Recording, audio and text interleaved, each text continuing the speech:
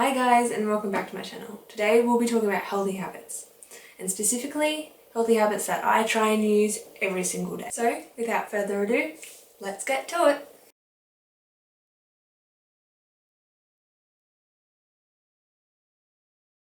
Tip number 1, write down 3 goals every single morning.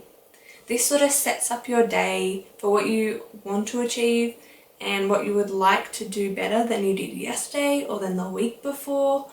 It's kind of just setting up a new, fresh start every single day and giving you something to aspire towards.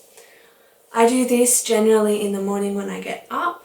I'll write in my journal and I'll have 3 dot points every single day of things that I would like to improve on. So some of my past goals that I've written down are stay focused in class, which was probably for my physics class, which I generally try and talk a lot because I don't enjoy the class, so I'll try and procrastinate as much as possible and do little work. So that day I was trying to focus in class. Another one is to leave judgments to God. So generally I think we can all say that we see someone and we're like, oh, maybe they shouldn't be wearing that, or oh, their makeup isn't that good today. But I was definitely trying and I'm still trying to sort of leave those judgments and keep them out of my head and just think that each person is going through a different thing and I don't need to judge them for what they're going through.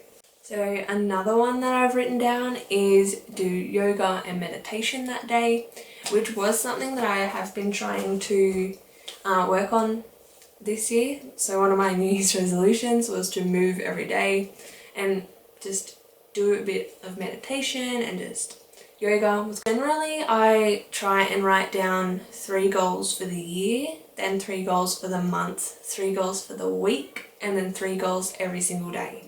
So this kind of helps me reflect on what I did in the past day or the past week or the past month, and just help me improve and constantly check on what I have been doing that's been good and I want to keep going with that, or things that haven't been quite good and I definitely want to improve on that. Number 2 is let your bed breathe.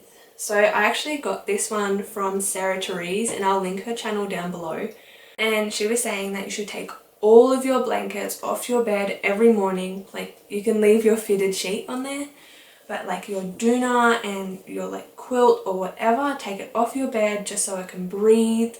And it actually reduces bacteria and mold and just nasty things that you do not want in your bed that thrive in a warm environment. I generally take all my blankets off when I first get out of bed, and then I'll just make my bed again once I finish my morning routine. So that's about a 20 to 30 minute time for my bed to breathe and just sit for a while. Tip number 3 is fresh air is vital.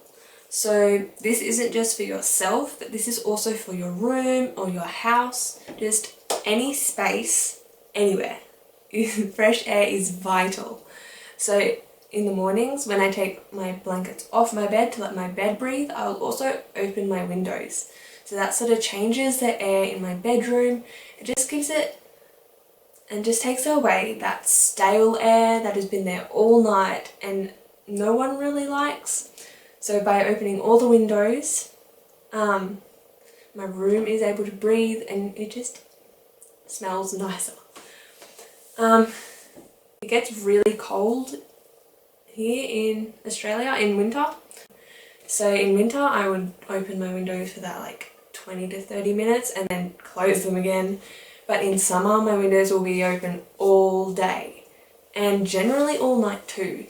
By opening your windows you're kind of getting all that musty air out of your room and it just makes it feel much nicer. Tip number 4 is start your morning with a smoothie. So I've done this for about a year and a half now. I'll just use the NutriBullet and put any type of fruit that is in season, and I'll put some pumpkin seeds, sunflower seeds, flax seeds, because they're super good for digestion and your nails and hair. And it's just an easy way to get those things in the morning that you don't really have to taste them. You can also put like other superfoods in there, like chia seeds or spirulina. Generally I'll stay away from spirulina unless I really want a green detox kind of smoothie, because it just tastes a little weird. If I do use spirulina, I'll put a bit of cocoa powder in just to kind of mask it, but then I'll just blitz that up, and you can either have it like as a smoothie through a straw, or you can put some muesli in it and some coconut flakes, which I quite like, and you can have it kind of as a smoothie bowl kind of. Tip number 5 is drink lots of water. I try to drink 3 liters of water a day, because it just helps with my digestion and my skin, and it just makes me feel better. I started drinking water was definitely because I wanted to clear up my skin, and as soon as I did, I noticed like huge results. I definitely had to change my diet as well, but water had a huge part in that. Number 6 is have a good morning and nighttime routine, or just a morning routine or a nighttime routine. This kind of sets up your day or finishes your day in a nice way that your body knows this is where we're at. So I have both a morning and a nighttime routine. The nighttime routines definitely buffer my day, so my body knows exactly what time of day it is and what we need to do at what point. So it definitely is helpful, and I highly recommend you do this one. Tip number 7 is have screenless time. This one is probably one of the most common healthy habits, and generally my screenless time will be like through my nighttime routine, from 9 till 10. Throughout the morning routine as well, I try not to look at my phone, just so I'm present and just having a nice time with the quiet. Having screenless time, you're actually letting your eyes rest.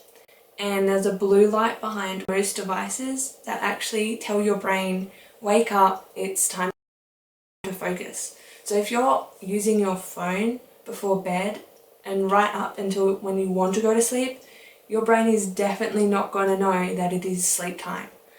So you should have a 1 to 2 hour period before you actually go to bed, where you're just letting your eyes rest and your brain know this is bedtime, and you'll definitely have a better sleep for it. Tip number 8, stretch and meditate. I will generally stretch before bed. Again, this just lets your body have a rest time and just calm down and have nothing sort of coming at you, because we all have deadlines all day, and it's kind of nice to have time where you can just sit and be with yourself and listen to the birds or listen to the cars go past and just have silence. So again, I highly recommend this one. If not, like, just to calm down, it is also great to get a bit more flexible. Tip number 9 is end your day with a quick clean. Whether it's your bedroom or your house or just one room in your house, just end your day with a clean,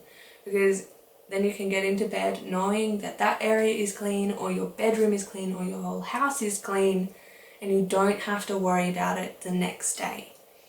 I will generally just clean my bedroom before I go to bed, and I can lie in bed knowing that my bedroom is clean and that I'm not going to have to stumble over everything in the morning at 5 a.m. when I get up. Doing this cleaning brings peace of mind before going to bed, and just knowing everything is done that you have to do and you don't have to do it rushing around in the morning. Cleaning your bedroom every night is also super good because it doesn't have the time to get super messy. So I find if I leave my room all week, then I have a huge clean to do at the end of the week, and I have clothes and stuff everywhere. So by cleaning every night, I kind of nip it in the bud before it can get to that very messy point. Number 10 is write down everything that you are grateful for, you are praying for, and that you are sorry for in the day.